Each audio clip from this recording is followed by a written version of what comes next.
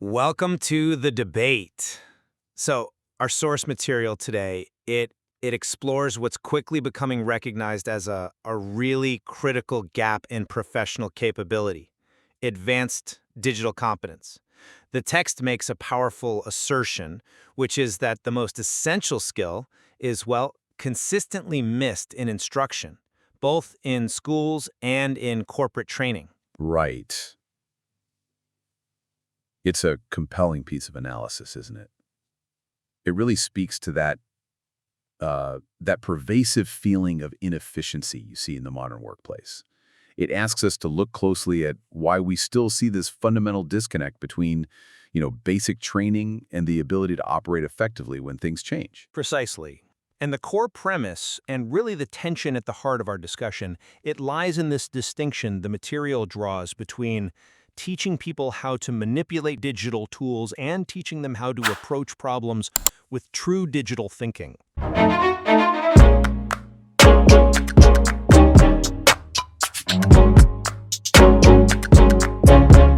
The material forcefully argues that the latter is far more crucial to long-term success. So here's our question, right? Is digital thinking fundamentally a separate, more critical layer than mastery of specific digital functions, or is that conceptual understanding entirely inseparable from, is it reliant upon deep technical expertise? Well, I come at it from a different way.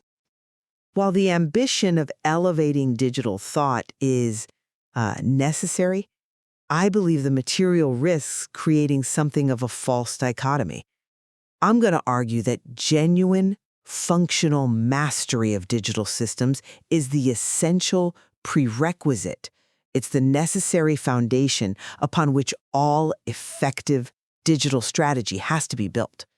Abstract thought without that deep technical grounding is frankly merely theoretical. And I'll be arguing that digital thinking must be the primary instructional focus. We have, I think, abundant evidence suggesting that function-based instruction is demonstrably insufficient, and it leads directly to the widespread competency failures we see in the workplace. The principles have to lead the practice. My position is that the focus has to shift and immediately to conceptual understanding. If we only train individuals on the mechanical operation of the current software, whether that's a specific cloud platform or a generative AI interface, the knowledge they get is brittle.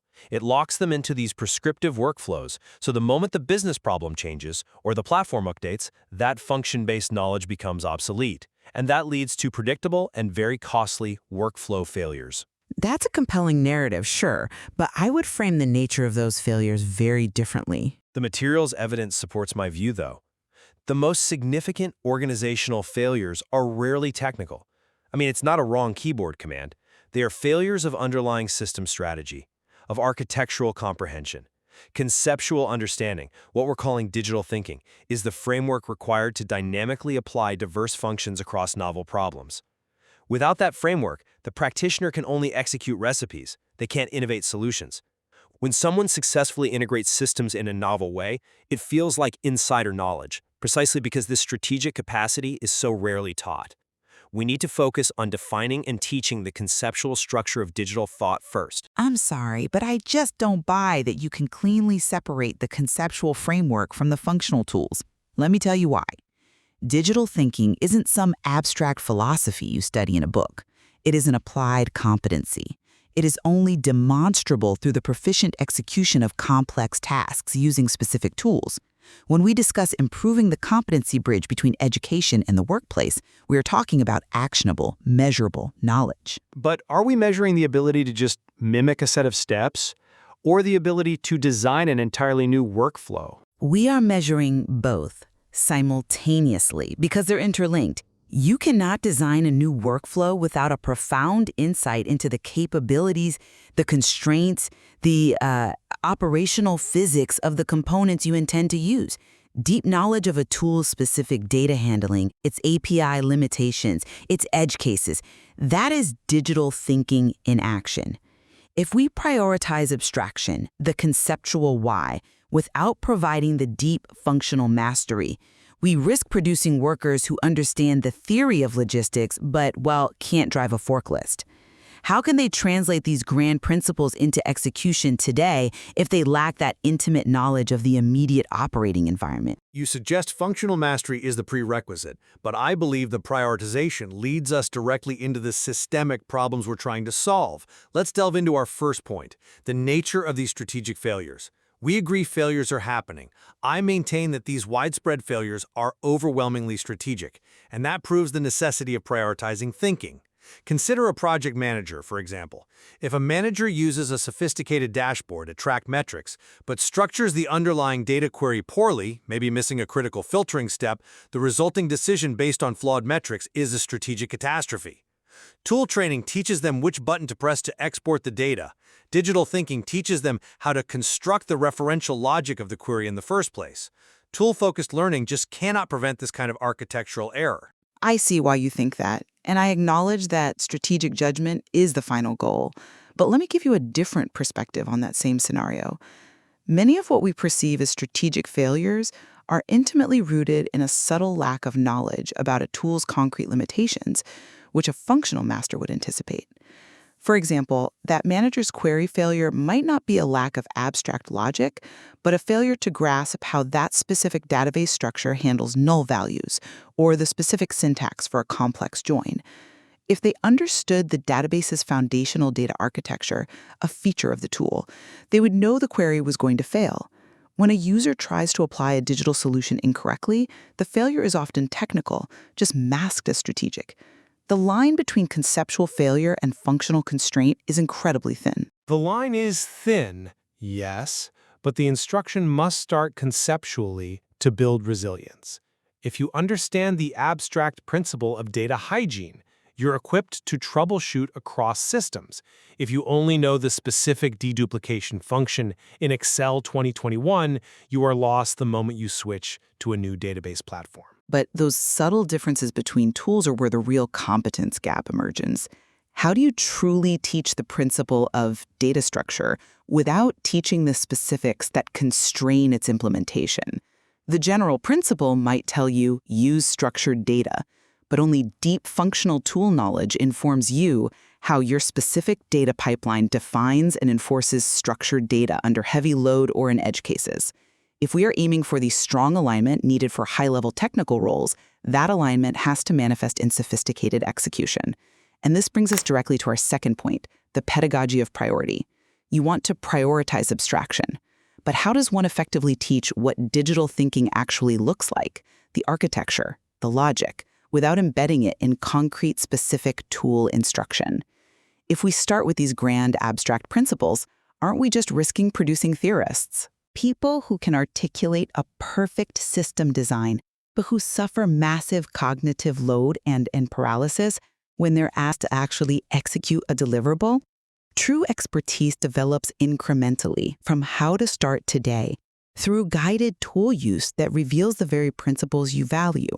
I'm not convinced by that line of reasoning because it misunderstands the crisis of tool iteration speed. I mean, teaching a student to use 5 specific current tools is an instruction set that has a shelf life of what, maybe 18 months?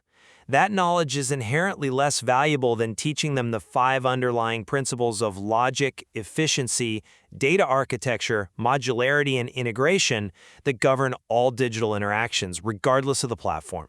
But those principles, frankly, are often discovered and internalized only through the friction and the struggle with the complexity of the tools themselves.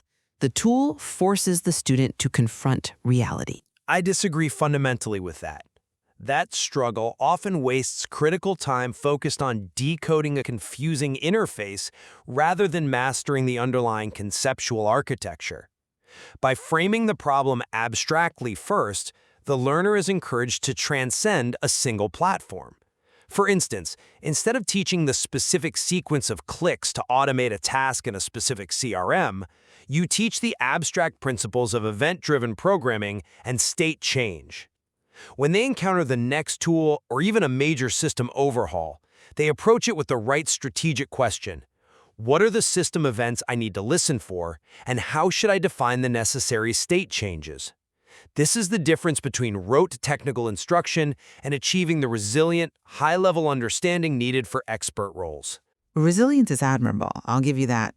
But execution is what pays the bills. If we teach event-driven architecture without teaching the specific syntaxes and API structures required to implement event listening in a real-world setting, all you have is a theoretical ideal. Furthermore, abstract instruction requires enormous cognitive scaffolding. For a worker who needs immediate utility, who needs to deliver results today, prioritizing abstract principles increases their initial cognitive load. It slows down the path to productivity. The knowledge is acquired most effectively incrementally, from the bottom up through guided tool use that scales upward to the conceptual. The evidence for the necessity of prioritizing thinking over function is starkest, I think, when we look at the consequences. Why this skill is so scarce, why it goes viral, and why it feels like insider knowledge. The scarcity we see in the market is not due to the inherent difficulty of learning the tools, but to a systemic failure in pedagogical focus. The reason this strategic capacity is perceived as insider knowledge is precisely because schools and training programs are universally failing to teach the conceptual thinking. If the instructional industry only teaches functions, the ability to connect disparate digital systems for innovative strategic outcomes remains scarce. It stays exclusive to a few self-taught individuals who accidentally stumbled upon the right principles. We have to shift instruction to digital thinking to democratize this competence. That's a powerful point regarding democratization. But have you considered that the phenomenon of insider knowledge might be less about a conceptual instruction gap and more about organizational friction and just the sheer investment required for true functional mastery? Please elaborate on that organizational friction. The skill feels exclusive, not because the conceptual idea is a secret, but because deep functional expertise, the ability to innovate with a tool, not just on a tool, is incredibly difficult to acquire and teach at scale. It requires thousands of hours of guided practice to internalize the physics of the system. Moreover, we have to account for legacy systems and organizational inertia. It is often cheaper and faster for a company to teach 1,000 employees 5 specific functions in one tool via a rigid tutorial, rather than investing the time and budget to teach 1,000 employees the abstract principles of system logic and data architecture that apply across the enterprise. The scarcity is driven by economic practicality and the painful, lengthy journey of translating abstract thinking into reliable, functional digital behavior. The conceptual summaries in our material are easy to articulate and share, but the difficulty, the insider knowledge, lies in the painstaking execution, which is necessarily tool-dependent. But that organizational inertia is exactly what proves my point. The company chooses the short-term, function-based training because it's cheaper. But that choice guarantees the workers will face real-world failures the moment context shifts. If we accept the premise that functional knowledge has a short shelf life, then prioritizing conceptual thinking is the only economically viable path toward long-term digital resilience. Otherwise, organizations are trapped in an endless cycle of retraining. We must aim to create workers who are adaptable, not just compliant with the current interface. And adaptability has to be grounded. If the conceptual thinker doesn't master the functional limits of the system, say they attempt the complex data integration that exceeds the vendor's API rate limits, their strategic design, however brilliant in theory, collapses. True resilience means understanding and operating successfully within the functional boundaries of your tools, and that demands deep technical applied knowledge. Without that deep technical expertise, your principles are just high-level suggestions.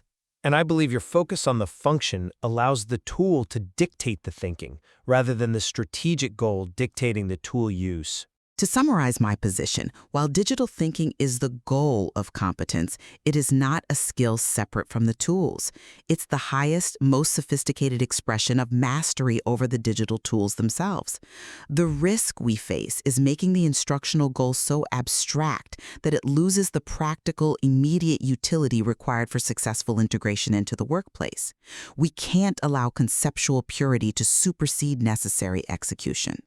And I would restate that the evidence of these real-world failures demonstrates the catastrophic consequence of prioritizing function over principle.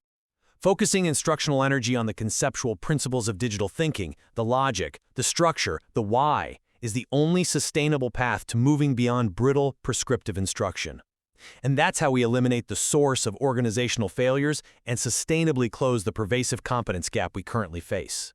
We certainly agree that the current learning environment is deeply flawed and that function-based training is insufficient on its own. We just fundamentally diverge on where the instructional priority should lie, whether the principle must be elevated to guide the function, or whether rigorous function must be mastered to reveal the principle. Indeed. This tension between functional depth and conceptual breadth is clearly fertile ground, and it demands continued attention as digital technologies continue their rapid evolution. Thank you for this rigorous exchange. A pleasure, as always.